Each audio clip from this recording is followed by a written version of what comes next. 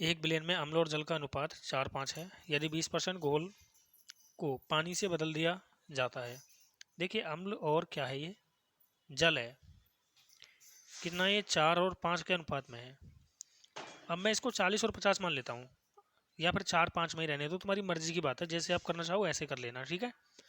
देखो इसने ये बोला है कि 20% जो है ना घोल, वो पानी से बदल लिया जाता है। मतलब ये कुल मिक्सर कितना है, यहाँ पर 9 लीटर मिक्सर है।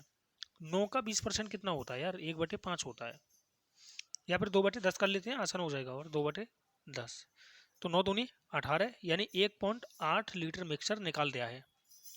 तो यार किस रेशियो में निकाला है, 4-5 के रेशियो में निकाला होगा सीधा सा। कुल मिला के हमारे हिसाब से यहाँ पर कितना मिक्सर है, ये 9 की वैल्यू क्या है 1.8।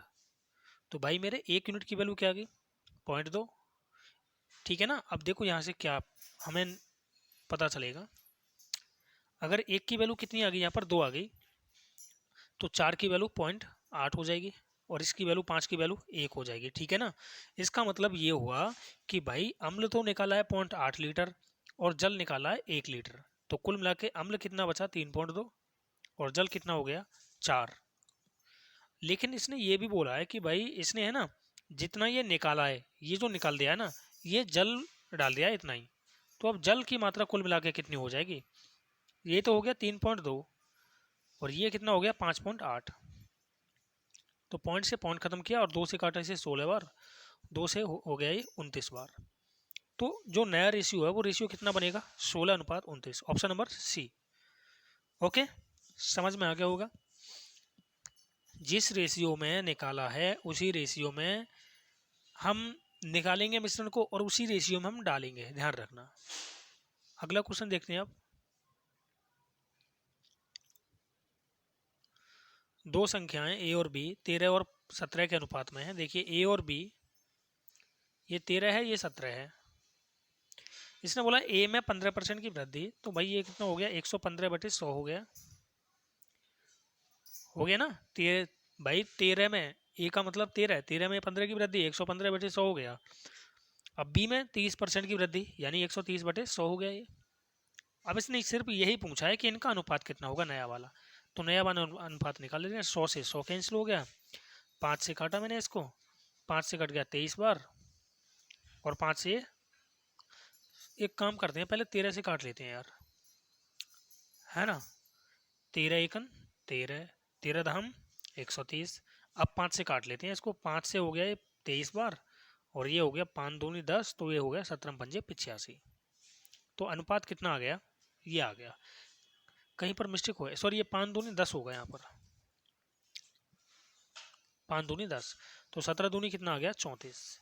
तो नया जो अनुपात है वो कितना है 23:34, ऑप्शन नंबर सी, ठीक है। चलिए अगला क्वेश्चन।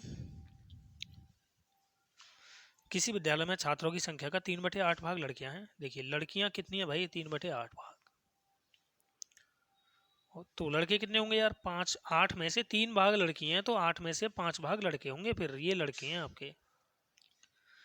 देखिए सवाल ने जो दे रखा है उसी को करेंगे हम। सवाल ने ये बोला है कि भाई लड़कों की संख्या का 1/3 10 वर्ष से कम है, लड़कियों की संख्या का 2/3 10 वर्ष से कम है। अब इस सवाल ने ये बोला है कि 10 वर्ष या उससे अधिक आयु वाले छात्रों की संख्या दी है इसने 260, तो ये 10 वर्ष से अधिक वाले हैं, तो लड़के भाई ये हैं, और लड़कों में है ना कितना 1/3 भाग 10 वर्ष से कम है, तो 10 वर्ष से अधिक कितने होंगे, फिर 2/3 भाग होंगे, यानी 2/3। अब यहाँ पर देखो कि लड़कियां कितनी है भाई 2/3, यानी 2/3 10 वर्ष से कम है, तो 1/3 क्या होगी 10 वर्ष से ज़्यादा होगी। ओके, यहाँ पर मैंने छात्रों की संख्या 1 मान के कर रहा हूँ कि 1 छात्र है यहाँ पर, और यहाँ पर भी 1 है। ओके, अब देखिए कुल मिला के कितने हो गए हमारे हिसाब से, तो 24 तो एलसीएम आ गया, ये ऊपर हो गया 3 और नीचे हो गया, यहाँ पर हो गया 10, तो ये मतलब ये 13/10, 13/24 छात्र हो गए, जो कि कितने हैं ये 13/24 जो है ना, ये 10 वर्ष या उससे अधिक आयु वाले हैं। लेकिन हमारे हिसाब से भाई इतने आगे, लेकिन वो तो कह रहा है कि 260 हैं ये, तो 13 दूनी कितना हो गया 26। तो 1 यूनिट की वैल्यू क्या आ गई यहाँ से 24 दूनी 48, यानी 480 छात्र हो गए यहाँ पर ये कुल। अगर ये 480 छात्र हैं कुल, तो सवाल ने पूछा क्या है, सवाल ने ये पूछा है लड़कों की संख्या कितनी है। तो लड़कों की संख्या भाई 5/8 है, तो इसका 5/8 हिस्सा निकाल दो। 8 6 48 60 और 6 पंजे हो गया 30 यानी 300। Okay, option number B. आया समझ में?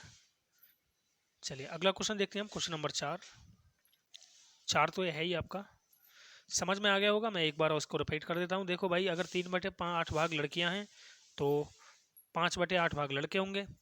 अब इसने बोला है कि भाई 2/3 लड़कियां जो है ना वो 10 वर्ष से कम है, तो 1/3 लड़की क्या होंगी, 10 वर्ष से ज़्यादा होंगी। अब लड़के जो हैं 1/3 10 वर्ष से कम है, तो लड़के भाई 2/3 10 वर्ष से ज़्यादा होंगे।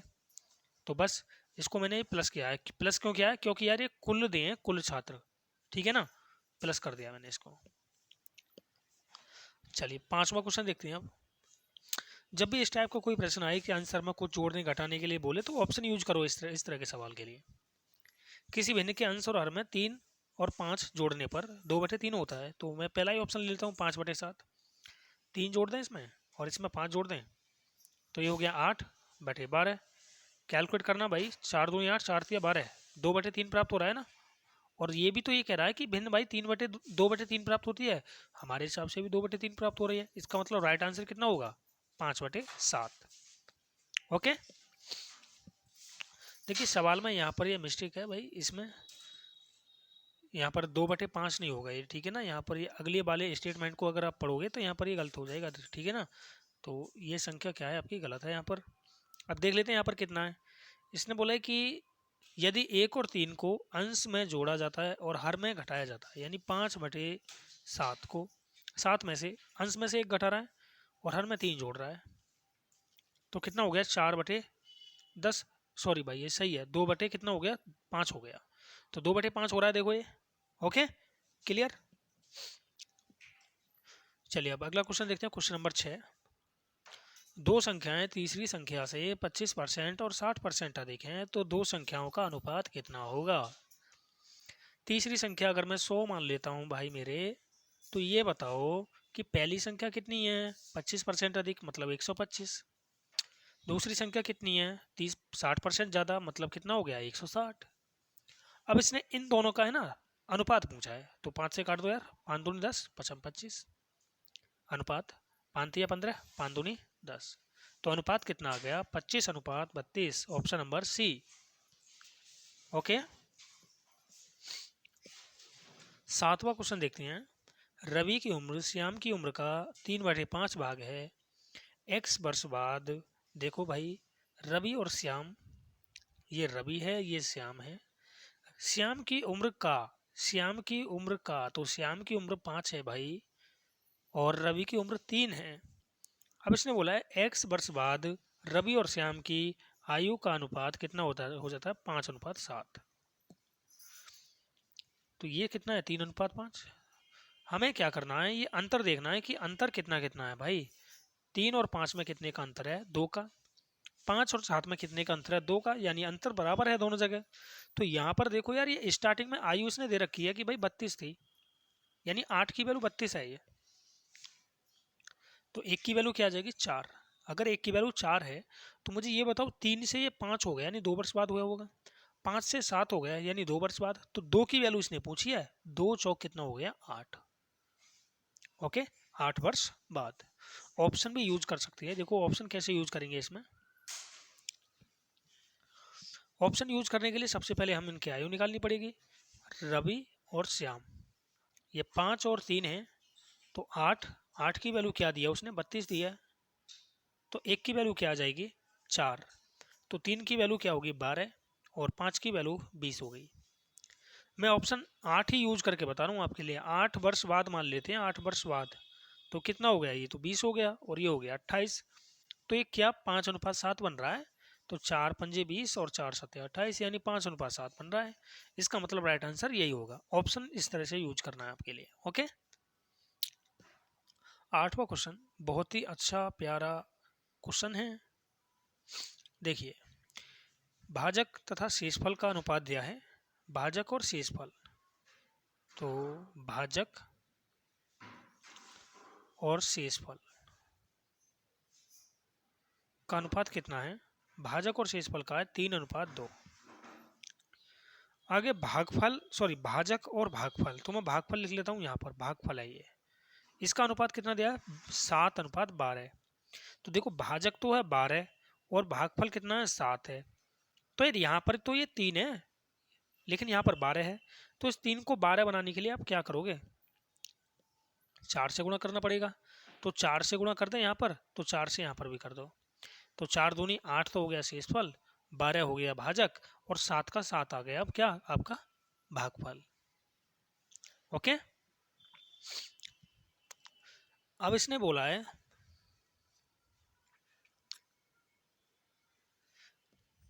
सॉरी यार, भाजक यहाँ पर ये 7 है भाई आपका, तो इसे इस तरह से नहीं करेंगे, फिर भाजक ये 7 है यहाँ पर। तो भाजक कितना है यहाँ पर? 7 है, तो भागफल कितना है? 12 है, इसने ये बोला है। तो भाई यहाँ पर जगह खाली है तो 3 भरेंगे, यहाँ पर जगह खाली है तो 7 भर देंगे और मल्टीप्लाई कर देंगे। 12 × 36 हो गया, 7 × 21, 7 दूनी 14। ये अनुपात आ गया आपका। आप ध्यान देना, इसने सवाल नहीं, सवाल तो 1 सेकंड का है, देखो सवाल तो 1 सेकंड का है, 1 सेकंड में इसको आंसर हिट कर दोगे आप, ठीक है। अभी बताऊंगा आपके लिए तरीका, पहले मैं आपको बेसिक समझा रहा हूँ। अब इसने बोला है कि भाज्य को 9 से भाग करते हैं तो शेषफल क्या होता है। तो देखो यार, भाज्य बराबर क्या होता है ये आपको पता होना चाहिए कि भाज्य बराबर होता है भाजक गुणा भागफल प्लस शेषफल, ये आपको पता होना चाहिए। तो भाई मेरे भाजक और भागफल का तो हम कर रहे हैं मल्टीप्लाई और शेषफल को प्लस कर रहे हैं, तो यहां पर भी कर दो यार। भाई इन दोनों की मल्टीप्लाई, 21 छिक्के 126, 12 बच गया और 21 या 63, तो ये कितना हो गया? 5 7 प्लस शेषफल कितना है? 14, तो कितना आ गया? 6 और 4 60 हो गया, 770 आ गया, 770। अब इसने बोला है कि 9 से भाग दें अगर 770 को तो कितना शेषफल आएगा? 9 से भाग करके देख लो भाई, 9 8 72, कितना बच गया? 5 बच गया और 9 पंजे 45, यानी कि 5 शेषफल आएगा। ऑप्शन नंबर डी इसका राइट हो जाएगा। तो ये तो तरीका है आपका बेसिक। अब दूसरा तरीका क्या है? दूसरा तरीका मैं आपके लिए बता देता हूँ, ये समझ में आ गया होगा आपके, सिर्फ आपको फॉर्मूला ध्यान रखना है।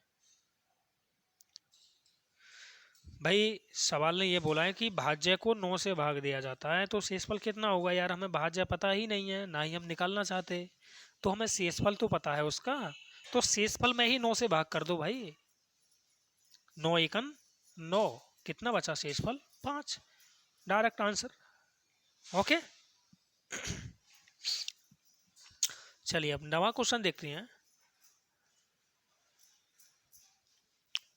नवा क्वेश्चन है, एक बैग में 50 पैसे, 25 पैसे, 1 रुपये के सिक्के हैं। 50 पैसे, 25 पैसे और 1 रुपये के 5, 8 और 1 के अनुपात में है। इसने कीमत दी है भाई 55 रुपये।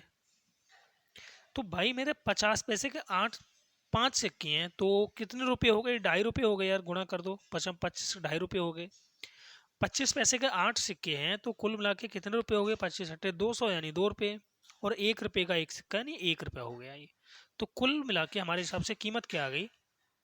5.5 रुपये। लेकिन वो कह रहा है कि यार कितनी है? 55 रुपये है। ओके, पॉइंट हटाएंगे, जीरो बढ़ाएंगे, 55 से एक बार कटाइए और 55 धाम कितना हो गया? 550। क्लियर? सवाल ने ये बोला है कि भाई 25 पैसे के कितने सिक्के हैं। तो भाई मेरे 25 पैसे के यहाँ पर 8 सिक्के दे रखे हैं, तो 8 की वैल्यू कितनी आ जाएगी? 80। ओके, 8 की वैल्यू 80 है, ऑप्शन नंबर डी इसका राइट होगा। समझ पा रहे हो क्या भाई सभी? बोलो। अगला क्वेश्चन देख लेते हैं आप, क्वेश्चन नंबर नेक्स्ट।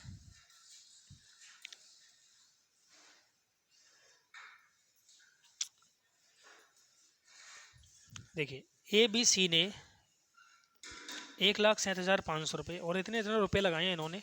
तो सबसे पहले तो इनमें जो भी कैलकुलेट हो रहा है ना उसे हम कैलकुलेट कर लेंगे। सबसे पहले तो एक यहाँ पर करेक्शन कर लेंगे कि 1875 है यहाँ पर, ठीक है ना। तो देखो 2 जीरो से 2 जीरो कैंसिल हो गई, तो इन्हें काट देते हैं हम। अब ए बी सी और भी कटेंगे, मैं यहाँ पर काटूंगा उन्हें। 1375 है, ये 1625 है और ये 1875। तो और भी कट रहे हैं यार, काट लो जिससे भी आपका मन करे।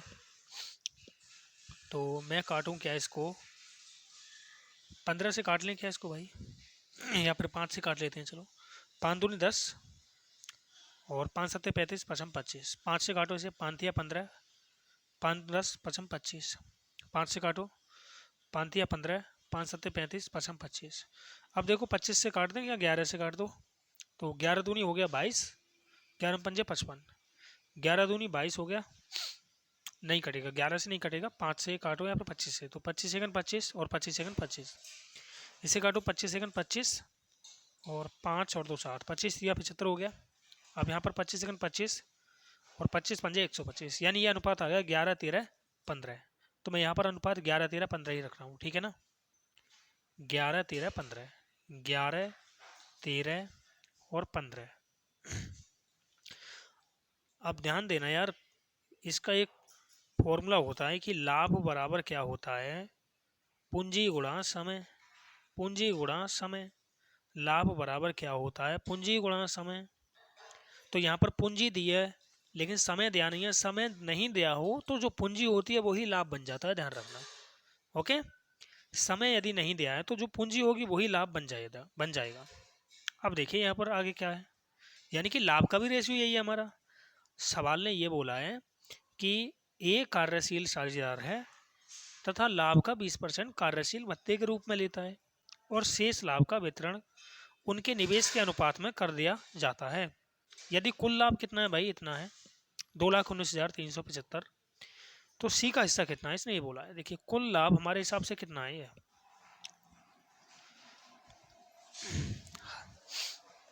सबसे पहले तो इसने ये बोला है कि यार देखो कुल लाभ है ये अब आपका, ठीक है ना। हमारे हिसाब से कुल लाभ कितना हो गया, 5 और 4 9 39 हो गया। 39 की वैल्यू कितनी दी है, 21 9 3 7 5, ये कुल लाभ है। लेकिन कुल लाभ में से 20% जो है ना ए को मिल गया है पहले ही, तो भाई इसमें से अगर 20% निकाल दें तो बचेगा कितना, 80%, मतलब 4/5। ये सी का, अब यहाँ पर ये कुल वैल्यू आ गई आपकी जो भी लाभ के अनुपात में बांटी गई है। तो कैलकुलेट कर दें क्या इसको, या फिर हम डिजिट सम लगा देंगे, 5 से ही काट देते हैं। चलो डिजिट सम नहीं लगा रहे, 5 चौक 20, वैसे डिजिट सम लगाना है ऐसे सवालों में ध्यान रखना। 5 चौक 20, 5 तिया 15, 5 अट्ठे 40, 5 सत्ते 35 और 5 25। अब देखिए 13 से काट रहा हूँ मैं, 13 तिया 39, 13 दूनी कितना हो गया, 13 तिया यहाँ पर भी 39 हो गया, कितना बचा भाई 4, 48 हो गया ना, फिर 13 तिया 39 हो गया, कितना बच गया अब 9 7, 13 सत्ते 91 हो गया और 13 पंजे 65, गुणा आ गया 4। ओके, तो 3 से भी कट रहा है, अगर काटना चाहो तो काट लेना, वरना एक काम करते हैं, सी की वैल्यू पूछी है, 15 की वैल्यू निकालनी है। तो 15 की वैल्यू देखो कैसे निकालेंगे, 3 का ये 5 गुना है तो भाई इसका भी 5 गुना कर देंगे, तो 5 की गुणा 20 4 में कर रहा हूँ, तो ये हो गया 33 75 गुणा 20। अब क्या करना है, 20 की इसमें मल्टीप्लाई करनी है बस, तो 0 5 दूनी 10, देखो 0 कौन सी रखी है मैंने, ये 0 वाली अंत वाली। अब 2 की गुणा 2 पंजे 10, 10 की 0 हासिल 1, 2 सत्ते 14 और 1 15 का 5 हासिल 1। अब 2 तिया 6 और 1 7 हो गया, 2 तिया 6, यानी आंसर आ गया 67,500, 67,500, ऑप्शन नंबर सी। ओके, समझ में आ गया होगा। देखिए भाई सबसे पहले मैं एक बार और बता देता हूँ कि ए बी सी का जो मैंने अनुपात है ना, वो जो राशि इन्होंने लगाई है वो राशि का अनुपात मैंने बना लिया 11 13 15। इसके बाद ये कुल राशि है, देखो आप कई तरीके से बना सकते हो इसको। इसमें से पहले भाई 20% निकाल दो, शेष जो बचेगा उसकी तुलना कर दो 39 से। या फिर मैं ऐसे नहीं कर रहा, मैंने क्या किया है कि भाई 39